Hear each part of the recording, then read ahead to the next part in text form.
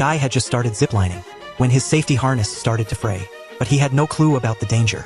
He kept taking photos and posting them on social media until he got to the middle of the zipline, right above the canyon's deepest spot below.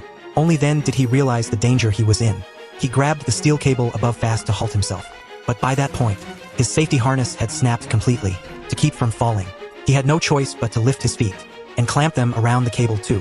But by the time staff arrived to rescue him, he was already worn out, quickly locked his legs around the guy's body, and crawled back slowly. They thought this would keep him safe, but less than 10 seconds later, the guy had run out of strength entirely. He couldn't even hold onto the rescuer's body, and could only let himself slide down, finally plummeting into the 100-meter deep abyss. But this was just the start of the guy's nightmare. His wife, standing on the platform, refused to give up. She raced down the hillside to save her husband. Being a retired Special Forces soldier, she had plenty of jungle survival experience. Using the steel cable's reference points, she figured out her husband's rough location, then called his phone. Hearing the ringtone, Lisa found her barely conscious husband fast. By this time, the ambulance the staff had called had also arrived. But strangely, the paramedics stopped Lisa from going with her husband. Not wanting to delay the rescue, Lisa had no choice but to follow their plan.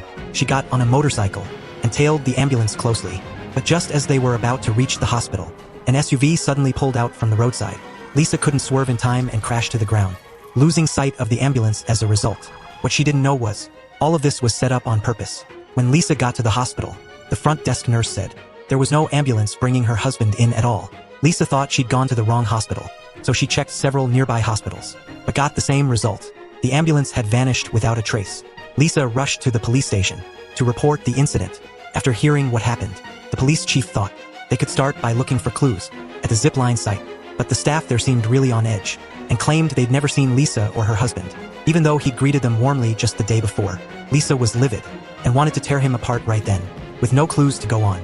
The police officer said there was nothing he could do and wrapped up the case in a hurry. Since that was the case, Lisa decided to find her missing husband on her own.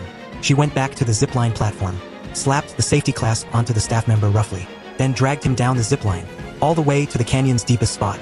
The guy was terrified. Lisa threatened him, saying that if he didn't tell her where her husband was, she'd throw him off.